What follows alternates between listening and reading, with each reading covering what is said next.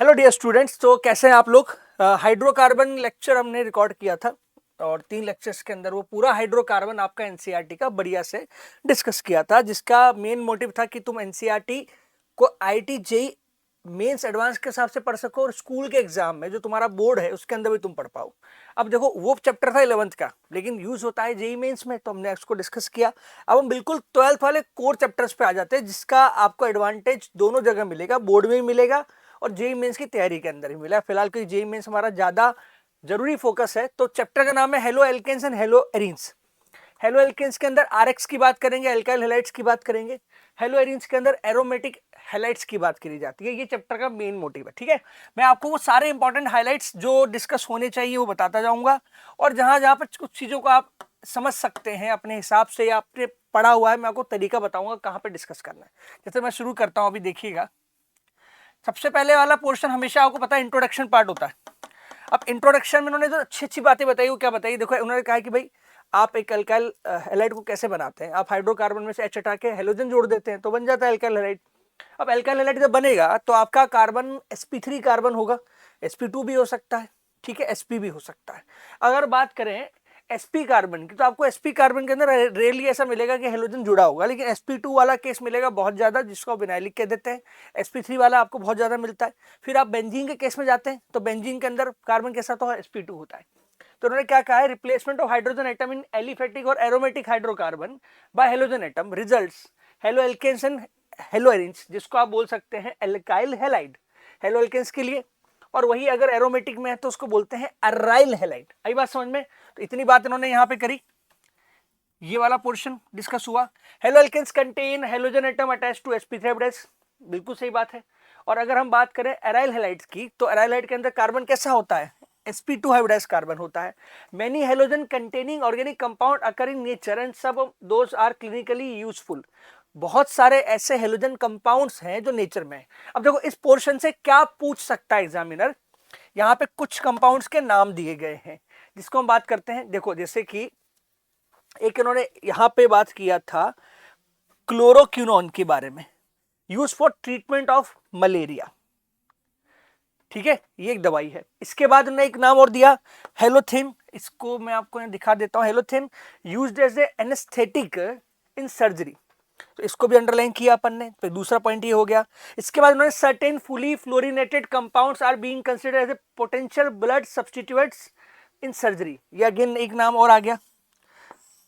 अब आप बोल सकते हैं हम थोड़ी पढ़ते हैं भाई, हमारे क्या काम का है। अरे एनसीईआरटी में लिख दिया तो पूछ लेगा वो। आप मान लो उसका दिमाग ठनक गया, उसने क्या किया, इधर कंपाउंड्स के नाम लिखे, क्योंकि chapter chemistry in everyday life ऐसे तो जेईई मेंस में नहीं है, लेकिन एडवांस के अंदर तो यूज होता है, तो वहां तो तुम पढ़ोगे ही। अब मान लो उसने बोला कि यार देखो मैंने तो एनसीईआरटी में लिखा हुआ है, फलाना फलाना बीमारियों के नाम लिख दिए या कंपाउंड्स के नाम लिख दिए, उनके सामने का यूज लिख दिया, तो क्या करोगे, बताना तो पड़ेगा। फिर एक इन्होंने और लिखा है,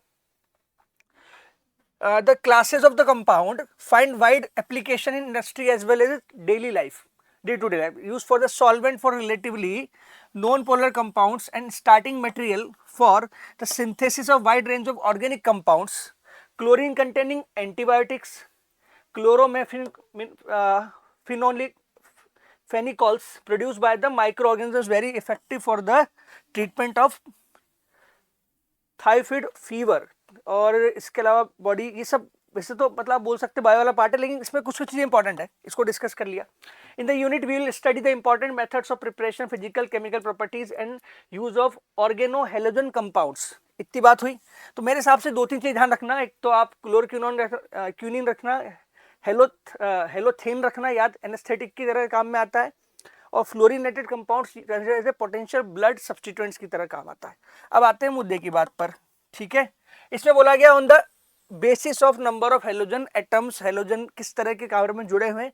कुल मिला के हम बात करने वाले क्लासिफिकेशन की, कि आप कितने पार्ट में क्लासिफाई कर सकते हैं। अब देखो on the basis of number of halogen atom की बात करें तो मोनो, डाई, ट्राई, टेट्रा मतलब पॉली हेलोजनेटेड हो सकते हैं। अब देखिए mono haloalkanes, di halo alkanes, tri halo alkanes, सबको पता है। तो ये कंपाउंड दिए on the basis number of halogen atoms. पहला चीज तो मोनोल कंपाउंड में further classified according to their hybridisation of the carbon atom to which halogen is bonded. अब देखो यहाँ पे मुद्दे की बात यह है कि अगर कार्बन sp3 है तो अलग कैटेगरी में चला गया, sp2 है तो अलग में चला गया, sp2 में बेंजीन है तो अलग कैटेगरी चला गया। मतलब कंपाउंड कंटेनिंग sp3 वाले अलग, sp2 वाले अलग, कैसे कैसे होते हैं, ये क्लासिफिकेशन की बात कर रहा है। जैसे नाम क्या दिया, एल्काइल हैलाइड, क्या नाम दिया गया, एल्काइल हैलाइड नाम दिया हुआ है। अब सोचो एल्काइल हैलाइड या हेलो एल्केन्स क्या होते हैं, जब तुम्हारा हेलोजन एक sp3 कार्बन से कनेक्टेड हो तो वो एल्काइल हैलाइड के अंदर चले जाते हैं। एग्जांपल देखिएगा, एग्जांपल क्या क्या दिया है, एक सेकंड, ये वाला केस है, ये वाला एग्जांपल है प्राइमरी, सेकेंडरी, टर्शरी, ये तीनों केसेस में sp3 है, sp3 है, sp3 है। तो when halogen attach to secondary tertiary carbon, alkyl halide known as secondary alkyl halide, tertiary halide, prime से जुड़ा हो तो उसका नाम प्राइमरी हो जाएगा। सब केस में आपको ध्यान रखना है वो किसकी बात कर रहा है, वो sp3 कार्बन की बात कर रहा है। किसकी बात कर रहा है, sp3 कार्बन की। मतलब sp3 से अटैच जितने भी कंपाउंड है वो सारे क्या है, एल्काइल हैलाइड है। उसके अंदर कैटेगरी वाइज उन्होंने क्या बोला, sp3 वाले प्राइमरी हो सकते हैं, सेकेंडरी हो सकते हैं और टर्शरी हो सकते हैं। फिर अगला नाम आता है एलाइलिक हैलाइड्स। क्या नाम रखा है, एलाइलिक। एलाइलिक पोजीशन मतलब sp2 के पास वाला sp3 पे लगा हेलोजन क्या होगा, एलाइलिक होगा। अब these are the compound in which halogen atom bonded to an sp3 atom, carbon atom adjacent to carbon carbon double bond, it known as allylic carbon. कुल मिला के एलाइलिक कार्बन पे जुड़ा हुआ हेलोजन एलाइलिक हैलाइड कहलाता है। ये तुम्हारा डबल बॉन्ड है, ये sp2 है, sp2 का पड़ोसी तुम्हारा कौन हो गया, sp3, उस पर लगा हेलोजन क्या हो गया, ये sp2 है, ये sp3 है, उस पर जुड़ा हेलोजन क्या हो गया, एलाइलिक हैलाइड हो गया। एलाइलिक क्या हो गया, कार्बन, उस पर जुड़ा हुआ हेलोजन क्या हो गया, एलाइलिक हैलाइड हो गया। फिर आता है बेंजाइलिक। तो बेंजाइल क्या होता है, ये तो उस पर जुड़ा हेलोजन क्या हो गया, बेंजाइलिक हो गया, ये भी ठीक है। अब ये 1 डिग्री वाला केस हो सकता है, ठीक है, हेलोजन लगा है, एक इधर कार्बन एक इधर एक इधर, इसको 3 डिग्री कह देंगे। डिग्री से फर्क नहीं पड़ रहा, अगर कार्बन जो है बेंजाइलिक है उस पर लगे हेलोजन को हम बेंजाइलिक हैलाइड कहते हैं, ठीक है। फिर आता है विनाइलिक हैलाइड। विनाइलिक क्या होता है, इसकी बात पढ़ ले। विनाइलिक मतलब डबल बॉन्डेड कार्बन पे जुड़ा हुआ हेलोजन क्या है, विनाइलिक हैलाइड है। फिर एक अराइल हैलाइड आता है। अराइल क्या होता है, बेंजीन मतलब एरोमेटिक पे जुड़ा हुआ halogen compound, its halogen atom directly attached to sp2 hybridized carbon atom of aromatic ring. ध्यान रखना उसने रिंग को एरोमेटिक कहा है, मतलब एरोमेटिक रिंग पे जुड़ा हेलोजन क्या है, आपका अराइल। तो मतलब कुल मिला के आपके पास क्या क्या हो गए, अराइल हो गया, विनाइल हो गया जो sp2 वाला केस है। sp3 में आपने कौन कौन सा देखा, एक तो आपने देखा बेंजाइलिक, ठीक है, एक आपने देखा एलाइलिक, एक आपने देखा एल्काइल। तो sp3 के 3 पार्ट, एल्काइल, एलाइल और विनाइलिक। सॉरी, sp3 वाले 3 पार्ट, बेंजाइलिक और एक एलाइलिक और कौन सा, एल्काइल हैलाइड। फिर sp2 वाले 2 पार्ट आए, एक विनाइलिक हैलाइड आया और एक आपका कौन सा आया, अराइल हैलाइड आया। तो ये तो हो गया on the basis of type of carbon, कि कार्बन कैसा है, sp2 है कि sp3 है। नंबर ऑफ हेलोजेंस के हिसाब से अपन ने उसको मोनो, डाई, ट्राई, टेट्रा इस तरह से डिवाइड किया। फिर आते हैं नोमेनक्लेचर पे। अब देखो नोमेनक्लेचर देखो आसान है, क्यों आसान है, हेलोजन फंक्शनल ग्रुप की कैटेगरी में आता है लेकिन उसको प्रायोरिटी टेबल में तो रखा नहीं गया, तो मेन फंक्शनल ग्रुप नहीं है। तो इसको जब भी यूज करोगे किस तरह यूज करोगे, आप इसको यूज करो एज ए सब्स्टिट्यूएंट। जैसे मान लो मैंने लिखा मिथाइल पे हेलोजन, क्लोरीन लिख दिया, तो अगर कॉमन नेम होता तो उसका आपसे क्या नाम होता है, इसका आप बोलते हैं इसको मिथाइल क्लोराइड। अगर यही कॉमन नेम की जगह आईपीसी नेम लिखता हूं तो आप क्या बोलेंगे कि भाई CH3 पे लगा क्लोरीन है, तो क्लोरीन सब्स्टिट्यूएंट है तो पहले आएगा, तो क्लोरो, और एक कार्बन का एल्केन है तो क्लोरोमिथेन। वही इथेन में अगर क्लोरीन जोड़ देते तो एक कार्बन का, 2 कार्बन का एल्केन है उस पर क्लोरीन लगा है तो नाम होगा क्लोरोइथेन। तो कुल मिला के आपको नोमेनक्लेचर में बहुत ज्यादा तकलीफ मेरे हिसाब से नहीं आनी चाहिए। और ये कुछ बेसिक एग्जांपल, जैसे 3 कार्बन के लिए ब्रोमीन लगाया है तो नाम क्या है, n propyl bromide, it is common, it is IUPAC name. और 1 ब्रोमो प्रोपेन, 1 प्रोपाइल ब्रोमाइड, अच्छा ये कॉमन नेम हो गया, और ये 1 ब्रो प्रोपेन आपका आईपीसी नेम हो गया। फिर देखो 3 कार्बन के अंदर क्लोरीन जुड़ा है, अगर इसने क्लोराइड लिख दिया तो ये कॉमन नेम की तरफ चला गया, अगर इसने क्लोरो लिखा है तो ये आईपीसी नेम की तरफ चला गया। तो आइसोप्रोपाइल क्लोराइड कॉमन नेम। अच्छा, कॉमन नेम जनरली आप देखोगे उठा के तो जितने एनसीईआरटी में लिखे हैं उन्हीं को तोड़ मरोड़ के दोबारा पूछ लेता है। यहाँ देखो आप 1 2 3 4 कार्बन, ये आइसोब्यूटाइल ग्रुप है, उस पर क्लोरीन लगा तो आइसोब्यूटाइल क्लोराइड हो गया। इसी का नंबरिंग कर लेंगे तो 1 होगा, 2 होगा, 3 होगा। तो 1 पे क्लोरो, 2 पे मिथाइल, फिर प्रोपेन, फिर ये देखो आप यहाँ 2 ब्रोमीन लगे हैं तो डाई ब्रोमो कंपाउंड है, ट्राई ब्रोमो कंपाउंड है, मोनोब्रोमो कंपाउंड है, ये सब के सब एरोमेटिक हैं, तो इनका नाम लिखने में किसका यूज कर रहे हैं, बेंजीन का इस्तेमाल हो रहा है, ब्रोमोबेंजीन, मेटा डाइब्रोमोबेंजीन, या 1,3 बोल सकते हैं, 1,3 डाइब्रोमोबेंजीन।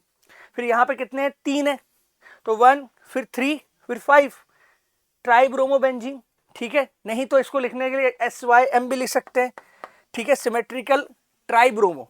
SYM क्यों लिखा है, सिमेट्रिकल के लिखा है कि भाई 3 ब्रोमीन है और सिमेट्रिकली अरेंज है, ये इंपॉर्टेंट मानूंगा मैं इसको, ये वाला इंपॉर्टेंट है, ठीक है। फिर ये कुछ और नेम है, जैसे इट इज नियोपेंटाइल, 5 कार्बन में, तो अब इसके अंदर इसको अगर नहीं लिखते कॉमन नेम में तो इसको नंबरिंग करोगे तो 1 ये 2 ये 3, 1 पे क्लोरो, 2 और 3 पे मिथाइल, और 3 कार्बन की पेरेंट चेन तो नाम हो गया प्रोपेन। 3 कार्बन की पेरेंट चेन नंबर 2 पे ब्रोमीन लगा रखा है आपने, ये क्या हो गया भाई, इसको ठीक करते हैं, तो ये बन जाएगा 2 पे ब्रोमो और प्रोपेन, तो ये तो नेमिंग हो गया, ठीक है। इसके बाद ये कुछ और नाम है जिनको आपको पढ़ना चाहिए, टेबल पे लिखे गए हैं, देखो मैं दिखा देता हूं आपको एक बार के लिए। टर्शरी ब्यूटाइल ब्रोमाइड हो गया, विनाइलिक क्लोराइड हो गया क्योंकि डबल बॉन्ड पे Cl है, अलाइलिक ब्रोमाइड हो गया, अलाइलिक ब्रोमाइड हो गया, इसी का कॉमन नेम ये हो गया, और बाद में IPC नेमिंग कर सकते हो आप। एक क्लोरीन एक मिथाइल है, दोनों सब्स्टिट्यूएंट है, तो आप बोल सकते हो कि मिथाइल और ऑर्थोक्लोरोटोलिन, इसने टोलिन के हिसाब से नाम लिखा, अगर वो नहीं लिखते तो आप लिख सकते थे 1 क्लोरो 2 मिथाइल बेंजीन, वो भी नाम सही है। अगर आप टोलिन के डेरिवेटिव में लिखते हैं तो आप लिखेंगे टोलिन के रिस्पेक्ट में क्लोरीन लगा है ऑर्थो पे, तो ऑर्थोक्लोरोटोलिन, ये कॉमन नेम्स है। अच्छा, bromoform, chloroform, CCl4 carbon tetrachloride important compound है, मिथाइलिन क्लोराइड, इस पर मैं इंपॉर्टेंट लगाना चाहूंगा, कई बार ऐसे कॉमन नेम क्लिक नहीं करते। मिथाइलिन क्लोराइड मतलब जब आपके पास हेलोजन कितने हो, 2 हो, तो आप उसको मिथाइलिन या मिथाइलिडीन ही लिख सकते हैं, या इथाइलिन या इथाइलिडीन लिख सकते हैं, प्रोपाइलिन या प्रोपाइलिडीन लिख सकते हैं, ये तरीका होता है लिखने का, ठीक है।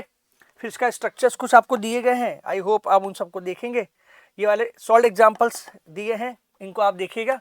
अब आते हैं हम नेचर ऑफ CX बॉन्ड के ऊपर। NCERT में जब आप रिएक्शन मैकेनिज्म पढ़ते हो तो हेलोजेंस को आपको बहुत अच्छे से पढ़ाया जाता है, तो शुरुआत में आपको बताया जाता है कि बेटा देखो कार्बन हेलोजन के बीच का जो बॉन्ड है वो पोलर बॉन्ड है। कैसा बॉन्ड है, पोलर।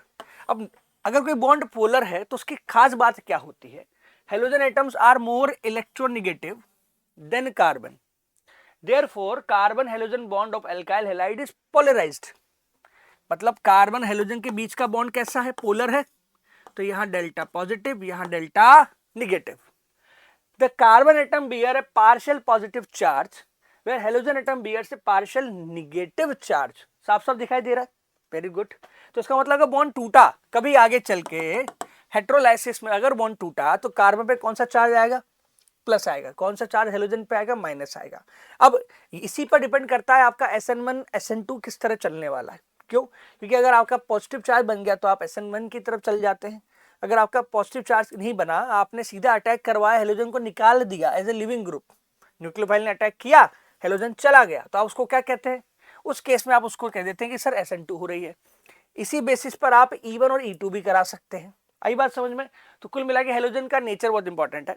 फिर as we go down the group in periodic table the size of halogen atom increases. बिल्कुल सही बात है। Fluorine atom is the smallest and iodine atom is the largest size, ठीक है। और साइज अगर बढ़ रही है उसका इफेक्ट क्या होगा, उसका इफेक्ट ये होगा कि बॉन्ड आसानी से पोलराइज हो जाता है। Some typical bond length, bond enthalpies and dipole moments are given in the table. देखो टेबल में दिया हुआ डेटा जो होता है, कई बार ऐसा लगता है कि यार ये कौन ही पूछेगा, एग्जामिनर के लिए वो डेटा नहीं है, एग्जामिनर के लिए वो एक तरह का मैच द कॉलम है, जो उसको साफ दिखाई दे रहा है कि इसको जमा दो इधर लेफ्ट में, इधर राइट में लिख दो, बच्चों को बोलो मैच करके दिखा दे। तो ये तो बहुत इजी होता है ना, इसलिए इसको पढ़ना चाहिए। इसको पढ़ने से आपको एनालाइज होता है कि देखो चीजें कैसे बदल रही है। फ्लोरीन, क्लोरीन, ब्रोमीन, आयोडीन का बॉन्ड लेंथ लिखा गया है।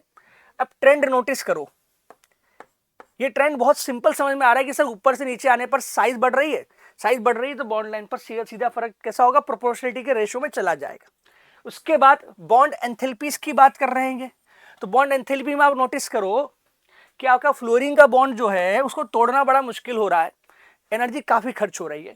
जैसे क्लोरीन की तरफ गए एनर्जी और कम हुई, फिर उसके बाद ब्रोमीन में एनर्जी और कम और आयोडीन में एनर्जी और कम। इसका मतलब ये हो रहा है कि जिसका बॉन्ड लेंथ ज्यादा है उसका बॉन्ड एंथैल्पी मुझे कम मिल रहा है, मतलब बॉन्ड ब्रेकिंग आसान हो जाती है।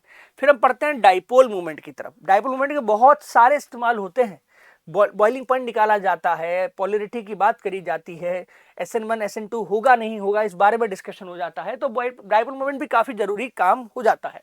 तो आप देखें फ्लोरीन, क्लोरीन, ब्रोमीन, आयोडीन में जो आपका फ्लोरीन है उसका डाइपोल मोमेंट है 0.81, तो सब में कॉमन है 0.847।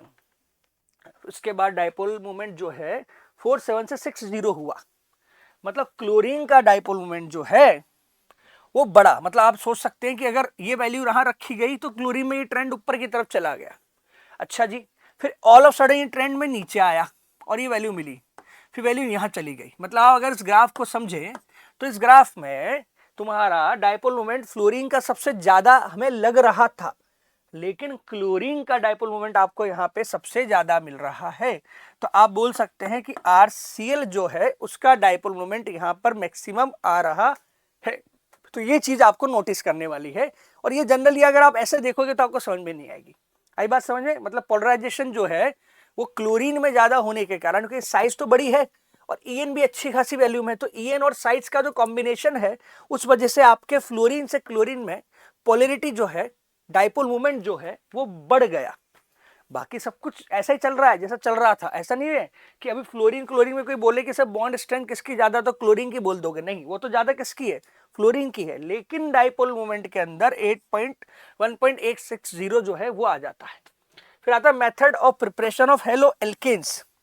अब आते हैं हेलो एल्केन्स को बनाने पर, कैसे कैसे बनाया जा सकता है। इसके बहुत सारे अलग अलग तरीके हैं।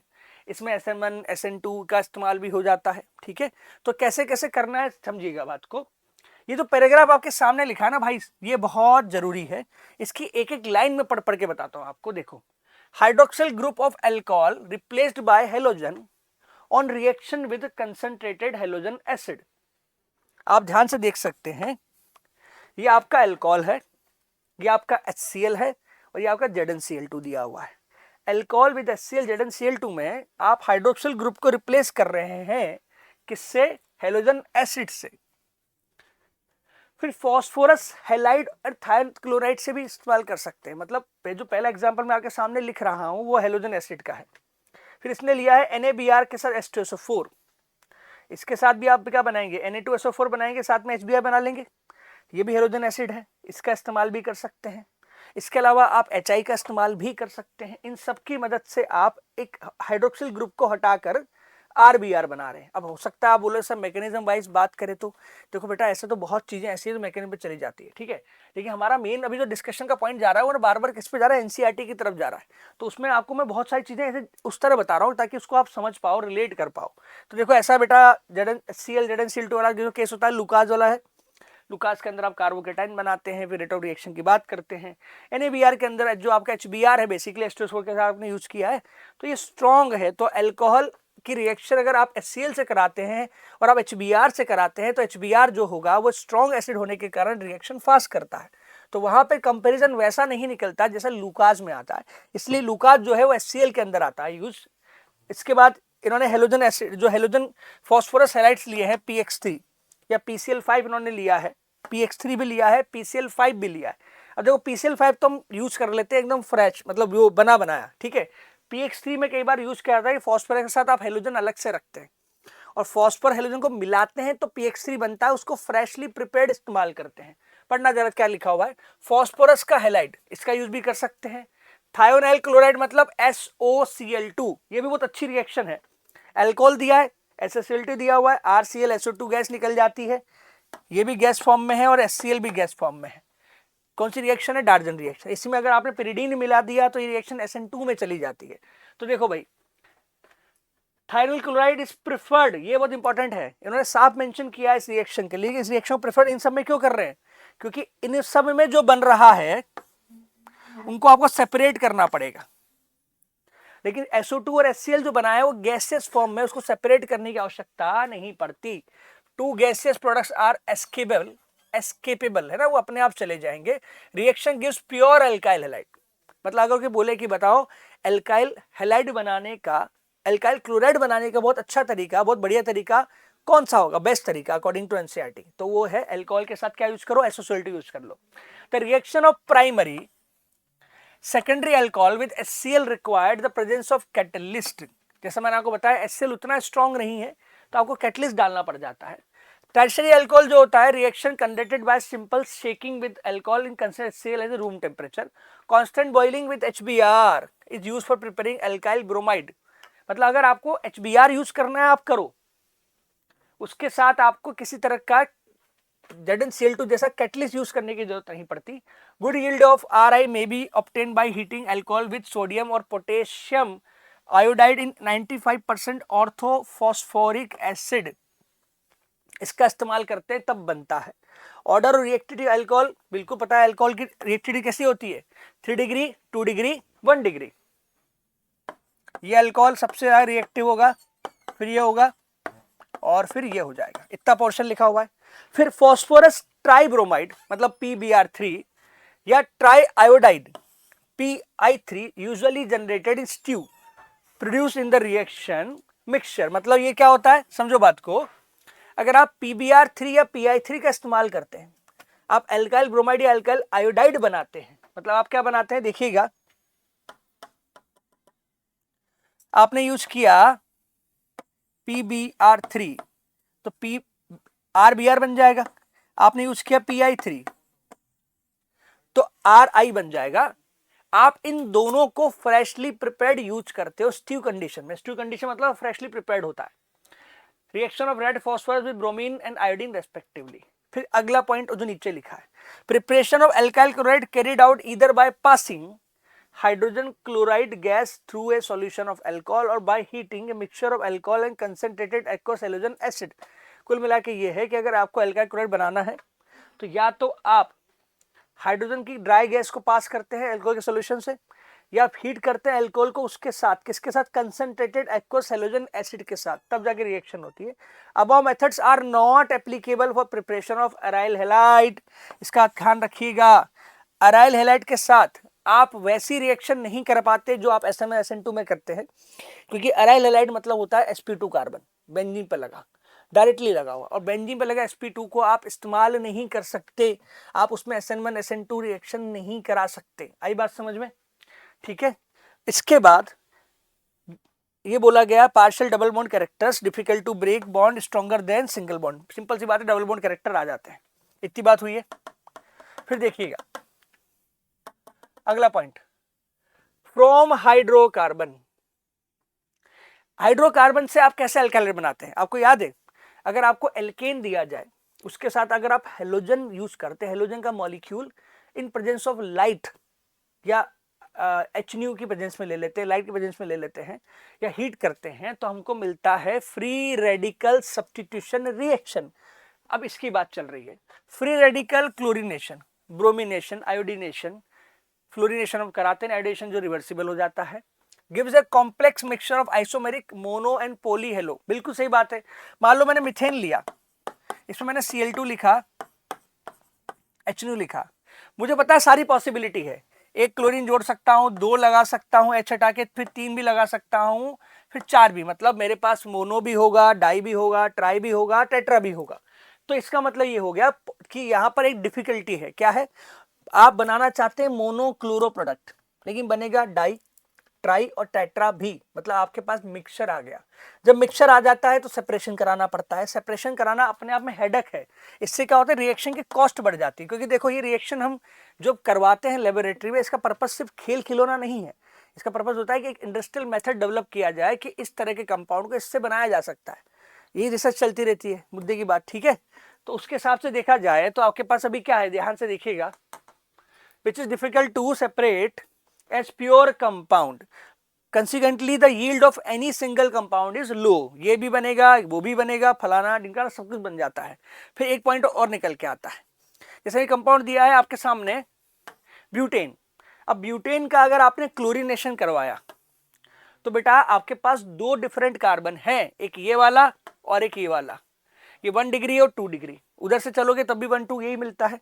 आप क्लोरीन को अगर मोनोक्लोरो बनाते हो तो आप क्लोरीन को 1 डिग्री पे भी लगा सकते हो और आप 2 डिग्री पे भी लगा सकते हो। अब देखो वैसे तो अगर आप IIT JEE एडवांस के मेथड पे चले जाए तो हम सेलेक्टिविटी रिएक्टिविटी पढ़ते हैं, तो हम बोलते हैं कि chlorine is reactive, bromine is selective, और इनका अपन ने जो है ऑर्डर भी पढ़ा हुआ है कि अपन इसके अंदर किस तरह से ऑर्डर को इस्तेमाल करते हैं 1, 3.8 और 5 के केस में, ठीक है। तो अपन ने वो तो हाल ही पढ़ा है। अब जैसे मान लो सवाल NCERT बेस्ड आता है तब तो वो नंबर ऑफ प्रोडक्ट्स पॉसिबल की बात करेंगे। इसमें फिर आपको एक चीज ध्यान रखनी पड़ेगी कि बेटा यहाँ कायरल सेंटर भी बन रहा है, तो अगर बोले नंबर ऑफ प्रोडक्ट्स कितने बने तो बोला इसके 2 बन जाएंगे, इसके 1 बन जाएंगे। आई बात समझ में? लेकिन ऐसा नहीं है कि आप हमेशा यही बनाएंगे। अगर कोई बोले कि सर क्या इसमें डाई ट्राई टेट्रा बन सकता था, पेंटा बन सकता था, बिल्कुल बन सकता है, लेकिन जब तक वो नहीं बोलता तब तक हम हमेशा मोनोक्लोरो प्रोडक्ट ही बनाते हैं, मोनोब्रोमो ही बनाते हैं। तो इस तरह से आप एक्चुअली क्या बना रहे हैं, आप एल्काइल हैलाइड बना रहे हैं। तो ऊपर आपने क्या किया, ऊपर आपने हेलोजन से रिएक्शन कराई, आपने SOCl2 लिया, आपने PX3 लिया, आपने PCl5 लिया, आपने HCl लिया, आपने HBr लिया, आपने HI यूज किया, साथ में आपने हाइपोफॉस्फोरिक एसिड ले लिया, ऑर्थोफॉस्फोरिक एसिड ले लिया, उससे भी आपका काम हुआ। ठीक है, इन सब की बात कर रहे हैं अपन लोग। ये हो चुका है, ये भी हो चुका है। फॉस्फोरस ट्राइब्रोमाइड लिया, आयोडाइड लिया, फॉस्फोरस के बाद आपने ऑर्थोफॉस्फोरिक एसिड लिया 95% विद सोडियम पोटेशियम आयोडाइड, यानी कि NaAI या Ki की प्रेजेंस में आपने रिएक्शन करवाई। अच्छा, इसके बाद अब और क्या तरीका हो सकता है, एल्कीन पर हेलोजन एसिड जोड़ दो, HI डाल दो, HX डाल दो, तो आपको हेलोजन मिल जाएगा। मार्कोनिकॉफ एडिशन प्रोडक्ट बनाना होता है, मार्क रूल को फॉलो करते हैं। Propene yield 2 products, however only 1 dominates because of Markovnikov rule, ये हम पहले पढ़ चुके हैं, हाइड्रोकार्बन का ही पार्ट है, ठीक है। ये भी तरीका है। फिर और तरीका क्या है, आपने हेलोजन जोड़ा बेटा HX, आप X2 मॉलिक्यूल जोड़ दो, एडिशन ऑफ हेलोजन। ऊपर तो आप क्या जोड़ रहे थे, ऊपर आप जोड़ रहे थे HX हेलोजन का एसिड, हेलोजन एसिड, है ना। अब आप क्या जोड़ सकते हैं, X2 जोड़ सकते हैं। X2 में देखो क्या होता है, जैसे Br2 लिया एल्कीन पर तो 2 Br जोड़ दिए। अब दोनों Br जो है एक दूसरे से लगे 1, 2 पोजीशन पे, तो नाम हो गया विसिनल डाइब्रोमाइड। इसी का नाम क्या हो सकता है भाई, ये एल्काइन से बना हुआ है तो एल्काइलिडाइन भी बोल सकते हो उसको आप, या एल्काइल ग्रुप में है तो इथेन है तो आप इसको इथाइलिडाइन बोल सकते हो। इसमें आपको इथाइलिडीन मिल सकता है, आपको इसके अंदर इथाइलिन मिल सकता है। आई बात समझ, इथाइलिडीन और इथाइलिन दोनों मिल सकते हैं, मतलब दोनों ही नाम सही है। फिर आते हैं हेलोजन एक्सचेंज पर, ये एक बढ़िया रिएक्शन है, इस पर काफी सवाल आ भी चुके हैं। Alkyl iodide are often prepared by the reaction of alkyl chlorides और ब्रोमाइड्स, मतलब अगर आप RCl या RBr उठाते हैं उसमें आप NaI डालते हैं इन एसीटोन। एसीटोन सॉल्वेंट है, एसीटोन का जो इस्तेमाल हो रहा है वो क्यों हो रहा है, उनका ये कहना है कि जिस एसीटोन में तुम्हारा NaI जो है वो सॉल्यूबल है, उसी एसीटोन में आपका NaX जो क्या बन सकता है, NaCl बन सकता है या NaBr। ये दोनों के दोनों क्या है, यहां ये जो दोनों बने हैं ये यहां पर सॉल्विटी शो नहीं करते, प्रेसिपिटेट आउट हो जाते हैं। इसी का एडवांटेज है कि फ्रेंकेल स्टीन रिएक्शन जो है वो फॉरवर्ड चली जाती है। क्या चली जाती है, फॉरवर्ड चली जाती है। हेलोजन एक्सचेंज की बात कर रहे हैं अपन। एल्काइल हैलाइड आपने लिया है, आपने Na डाला, Na के साथ रिएक्शन कराई है, I- ने अटैक किया, I- रिएक्शन करता है, X बाहर निकल जाता है। अब देखा जाए तो तुम बेटा एक चीज सोचो, तुमने RCl को हटाने के लिए NaI का इस्तेमाल किया, I- ने अटैक किया, Cl बाहर चला गया, Ri जुड़ गया। हिसाब से देखा जाए तो तुमने एक वीक लिविंग ग्रुप को हटाकर और वहां पे एक स्ट्रॉन्ग लिविंग ग्रुप को जोड़ दिया, या उल्टा बोलूं आपने एक वीक न्यूक्लियोफाइल का अटैक कराया और गुड न्यूक्लियोफाइल को निकाल दिया। ये पॉसिबल नहीं है, मतलब रिएक्शन में फिर से बैक मारनी चाहिए रिएक्शन। अब रिएक्शन बैक क्यों नहीं मारती है, उसका रीजन ये है, NaBr NaCl formed as a precipitated in dry acetone. It facilitate the forward reaction according to Leach-Petele principle. इसका कुल मिला के पॉइंट ये निकल के आ रहा है, अकॉर्डिंग टू लीच-पेटले प्रिंसिपल ये रिएक्शन फॉरवर्ड इसलिए जा पा रही है क्योंकि आप NaCl NaBr जो बना रहे हैं वो एसीटोन में PPT की फॉर्म में आ रहा है। The synthesis of alkyl fluoride is best accomplished by heating. अच्छा, एक इंपॉर्टेंट पॉइंट आप ध्यान रखना, आपको बहुत कम मौके मिलेंगे जब तुम RF बना पाओगे। क्या बना पाओगे, RF बनाने के लिए रिएक्शन होती है, इसको बोलते हैं स्वार्ट्स रिएक्शन, जिसमें मेटालिक फ्लोराइड्स का इस्तेमाल किया जाता है। वही रिएक्शन की बात यहाँ पे की जा रही है स्वार्ट्स रिएक्शन की बात की जा रही है। Synthesis of alkyl fluoride best accomplished by heating alkyl chloride और ब्रोमाइड, मतलब क्लोराइड या ब्रोमाइड को अगर मैं हीट करूं in presence of metallic fluoride, उस कंडीशन में आप जैसे यह बात कर रहे हैं AgF, Hg2F2, COF2, SbF3, ये सारे के सारे जो है मेटालिक फ्लोराइड्स हैं, इनके इस्तेमाल में जिसका नाम स्वार्ट्स है, आप रिएक्शन में आप फ्लोरीन भी ले सकते हैं, क्लोरीन भी ले सकते हैं, आप AgBr या AgCl बना लेते हैं। आई बात समझ में? तो ये इंपॉर्टेंट रिएक्शन हो जाती है, ये भी NCERT के अंदर है लेकिन IIT में बहुत बार आ चुकी है, तो ये दोनों जगह पढ़ने की है। Preparation of हेलोएरिन्स। हेलोएरिन्स मतलब क्या होता है, आप एरोमेटिक हैलाइड बनाने वाले हैं। अब जैसे CH3 है, X2 ले लिया, Fe डार्क ले लिया, X2 प्लस Fe डार्क के अंदर आपने बेसिकली Fe लिया है, मतलब आपने लुईस एसिड का इस्तेमाल कर लिया, मतलब ये दोनों मिलके क्या बन जाएंगे, FeX3 प्लस X2 बनेगा। आई बात समझ में? X2 मिल जाएगा मतलब मुझे X प्लस मिल जाएगा, मतलब मुझे इलेक्ट्रोफाइल मिल जाएगा, मतलब मैं आसानी से सब्सटीट्यूट कर सकता हूँ ऑर्थो पे और पैरा पे। It can be the ortho para isomers can be easily separated due to large difference in melting point. Reaction with iodine are reversible as usual, हमको पता है, हम यूज करते हैं एजेंट कौन से, HNO3, HiO4, और इसके अलावा nature required presence of oxidant to oxidize the HI form the reaction hydration fluoro compounds not prepared by this method due to high reactivity of fluorine। उसके लिए हम बाल्स सीमन रिएक्शन का इस्तेमाल करते हैं, HbF4 यूज कर लेते हैं। ठीक है, मतलब कुल मिलाकर फ्लोरीन का इस्तेमाल, फ्लोरीन यहाँ पे नहीं जोड़ पाएंगे, उसके लिए आपको डाइजोनियम सॉल्ट उठाना पड़ेगा, HbF4 डालना पड़ेगा, उस हीट करनी पड़ेगी, तब जाके आप वहाँ पर रिएक्शन में फ्लोरीन लगा पाएंगे। क्लोरीन, ब्रोमीन और आयोडीन तुम यहाँ जोड़ सकते हो। आयोडीन में बस समस्या क्या है, आयोडीन के केस में रिएक्शन रिवर्सिबल होती है, तो उसके अंदर जो HI बनता है उसको कंज्यूम करना पड़ता है। उसके लिए अपन क्या यूज करते हैं, HNO3 HgO यूज कर लेते हैं, HiO3 यूज कर लेते हैं, ताकि उसका क्या हो जाए, ऑक्सीडेशन हो जाए। आई बात समझ में? फिर अमाइंस की बात करें, वही वाली बात, डाइजोनियम सॉल्ट की बात आ गई। सेंड मेयर रिएक्शन की बात करें, सबसे इंपॉर्टेंट रिएक्शन पे सेंड मेयर इंपॉर्टेंट है, स्टार लगा लो, बहुत बहुत गारंटी के साथ इसमें तो बोल सकता हूँ मैं, सवाल आएगा सेंड मेयर पे, क्वेश्चन आएगा भाई। जेईई मेंस के कितने पेपर है, उसमें कम आधे पेपर में आपको सेंड मेयर जरूर मिलेगी ऑर्गेनिक के अंदर। Primary aromatic amine dissolved suspended in called aqueous mineral acid, NH2 की बात करें, NaO2HCl दिया हुआ है, ठंडा रखा है ताकि डाइजोनियम स्टेबल रहे, ये बन गया phenyl diazonium ion, benzene diazonium ion. ठीक है, अब देखो डाइजोनियम आयन जो बना है, सॉल्ट बना है, mixing the solution freshly prepared diazonium salt with cuprous chloride या क्यूप्रस ब्रोमाइड। क्या करना चाह रहे हैं आप, CuCl या CuBr के साथ रिएक्शन कराएंगे, जिसको हम Cu2Cl2 भी लिख सकते हैं, Cu2Br2 भी लिख सकते हैं। तो Cl जो है सॉल्ट मिला है बेसिकली आपको, वो अटैक करेगा डाइजोनियम और N2 गैस निकल जाएगी, अल्काइल क्लोराइड या ब्रोमाइड आप जोड़ सकते हैं।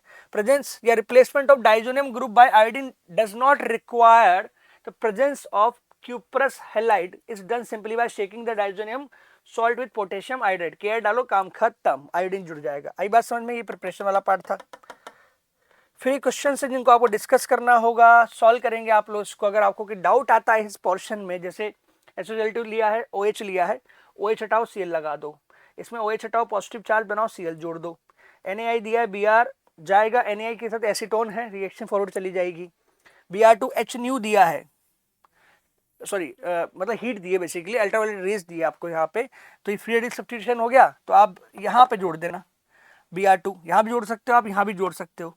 अब आपका रेडिकल कहाँ स्टेबल है, NO2 की प्रेजेंस में, तो आप देख सकते हैं यहाँ पर अनस्टेबिलिटी आएगी, तो आप यहाँ Br जोड़ना। इंपॉर्टेंट क्वेश्चन हो भी जाता है इस साल, बढ़िया सवाल है, ये पूछा गया है। HI का अटैक कराओगे, पॉजिटिव चार्ज बनाना आपको स्टेबल, मतलब पॉजिटिव यहाँ बना लेना, Br2 का एडिशन करवा देना। इन सब में आप हेलो कंपाउंड्स बना रहे हैं, ये अपन अगली क्लास में डिस्कस करेंगे। छोटा सा पोर्शन है कि इसमें क्या बात डिस्कस हो रही है, फिजिकल प्रॉपर्टीज के बारे में, हालांकि छोटा सा पॉइंट है, चलो मैं इसको खत्म ही कर देता हूँ। Alkyl halides are colourless when pure, bromides iodides develop colour when exposed to light, many volatile halogen compounds are have sweet smell. इतनी सी बात हुई है। फिर इसके बाद जनरली क्या होता है, मेल्टिंग पॉइंट बॉइलिंग पॉइंट की बात करते हैं। भाई मेल्टिंग पॉइंट बॉइलिंग पॉइंट क्या होता है, जिसके अंदर मास बढ़ेगा तो बॉइलिंग पॉइंट बढ़ता जाएगा, सिमेट्री बढ़ेगी तो मेल्टिंग पॉइंट बढ़ता जाएगा। यहाँ पे एक ट्रेंड दिया है RI, RBr, RCl, RF boiling point का। अल्काइल हाइड का डिक्रीज करता है बॉइलिंग पॉइंट, कब करता है, जैसे जैसे आपका उसका मास कम करते जाओगे। सिंपल सा पॉइंट क्या बताया है, with increase in size and mass of halogen magnitude of wonder force क्या होता है, इंक्रीज कर जाता है। वंडर फोर्स बढ़ता है तो बॉइलिंग पॉइंट अपने आप बढ़ता जाएगा। ये ट्रेंड देख लो आप, CH3 CH3 CH2X CH3 CH2 CH2X, मतलब मास बढ़ा रहे हो। एक ही टाइप का हेलोजन है आयोडीन, हर बार हेलोजन में आयोडीन वाला केस सबसे ऊपर, फिर मास बढ़ाया, फिर हेलोजन कॉमन रखा, आयोडीन वाला सबसे ऊपर, फिर मास और बढ़ाया, हेलोजन कॉमन रखा, तो आयोडीन वाला केस अपने आप सबसे ऊपर। मतलब CH2X में अगर आयोडीन आता है तो सबसे ज्यादा, ब्रोमीन से क्लोरीन से ज्यादा। फिर 2 कार्बन के अंदर आयोडीन आता है, फिर वो ब्रोमीन क्लोरीन से ज्यादा। 3 कार्बन में अगर ब्रोमीन क्लोरीन की जगह आयोडीन लगाते हो तो मास अपने आप बॉइलिंग पॉइंट और ज्यादा बढ़ता जा रहा है। ठीक है, फिर एक बढ़िया पॉइंट जो उन्होंने यहाँ पे लिखा हुआ है वो मैं बता देता हूँ आपको। ये तो ब्रांचिंग का केस है, आपको पता है ब्रांचिंग बढ़ाने से क्या होता है, बॉइलिंग पॉइंट डिक्रीज करता है, देखो डिक्रीज कर रहा है। आई बात समझ में? कंपेरेबल मास के अंदर ब्रांचिंग बढ़ाने पर बॉइलिंग पॉइंट क्या करता है, डिक्रीज करता है। ये बढ़िया क्वेश्चन है, इसको इंपॉर्टेंट लगा लेना सभी लोग, एनसीईआरटी के अंदर से उठा के जेईई मेंस वाले पूछेंगे। बॉइलिंग पॉइंट देखो कंपेरेबल है, क्यों? क्योंकि सब में क्लोरीन क्लोरीन क्लोरीन है, कोई खास अंतर तो है नहीं। जो फर्क आ रहा है वो किससे आ रहा है, डाइपोल मूवमेंट से आ रहा है। किससे आ रहा है, डाइपोल मूवमेंट से आ रहा है। कम कैसे, डाइपोल मूवमेंट का आ रहा है। आप बोल सकते हो डाइपोल मूवमेंट इसके अंदर तो फिर जीरो हो गया, इसमें तो जीरो नहीं है, तो इससे आप एज इट इज ऐसे समझिए कि ये सिमिलर है। क्या है, सिमिलर है। इंपॉर्टेंट पॉइंट ये है, जैसे मेल्टिंग पॉइंट की बात आई, तुम्हारा जो क्लोरीन क्लोरीन था जो पैरा पे लगा है, यहां सिमेट्री ज्यादा है, तो ये नंबर बढ़ गया इससे, मतलब इन दोनों से नंबर बहुत बढ़ गया। क्यों? Because of symmetry. आई बात समझ में? डेंसिटी कैसे बढ़ती है, मास के साथ बढ़ जाती है। ये देखो डेंसिटी का ऑर्डर, ये देखो डेंसिटी का ऑर्डर, जैसे जैसे मास बढ़ाते जा रहे हो, 3 कार्बन में क्लोरीन ब्रोमीन आयोडीन, डेंसिटी बढ़ी। 1 carbon 2 chlorine, 1 carbon 3 chlorine, 1 carbon 4 chlorine, density बढ़ी कि नहीं बढ़ी? कुल मिला के पॉइंट ये है। सॉल्युबिलिटी में बोला गया कि हेलोजेंस जो होते हैं वो स्लाइटली सॉल्युबल होते हैं वाटर में। अगर इसको डिसॉल्व करना है पानी में तो आपको बॉन्ड तोड़ना पड़ता है। बॉन्ड तोड़ने के लिए आपको एनर्जी देने पड़ती है। एनर्जी के लिए आपको अट्रैक्शन लाना पड़ता है, किसमें, हेलोजन और पानी के बीच में। Break the halogen bonds between water and molecule, less energy released when new attractions are set up. कुल मिला के पता है मुद्दे की बात क्या है, सॉल्युबिलिटी का पंगा क्या कहना चाह रहा है वो, कि बेटा मान ले तुमने पानी में डाला हेलोजन को, अब जो तुम्हारा पानी है वो बॉन्ड बनाएगा, एच बॉन्डिंग करेगा हेलोजन के साथ, तब जाके बॉन्ड टूटेगा। अब जितना तुम एनर्जी बॉन्ड तोड़ने में दे रहे हो, उतना हेलोजन के बॉन्ड तोड़ने के बाद सॉल्वेशन से वापस नहीं मिलता पानी के साथ। इस वजह से अपन बोल देते हैं कि हेलो एल्केन्स जो होते हैं वो स्लाइटली सॉल्युबल हैं। मेरी बात माने तो आप इस स्टेटमेंट को बहुत अच्छे से वापस से पढ़ लेना। Halo alkanes are slightly soluble in water, in order to dissolve halo alkanes in water, energy required to overcome the attraction between haloalkane molecule and break the hydrogen bond between water molecule.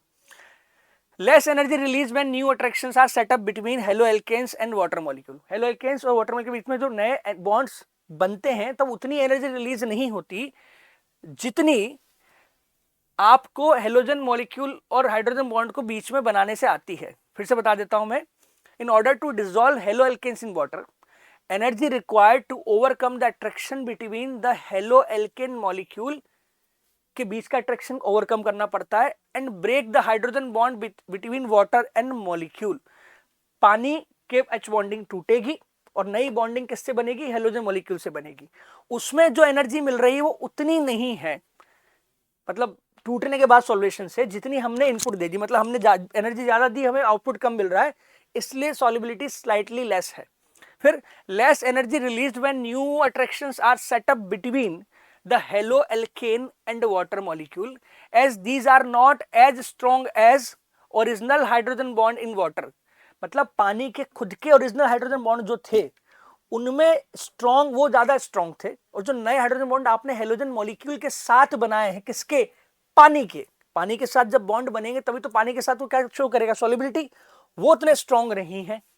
Haloalkanes tend to dissolve in organic solvent because of new intermolecular attractions between haloalkanes and solvent molecule have much the same strength as the one being broken in the separate haloalkanes and solvent molecule।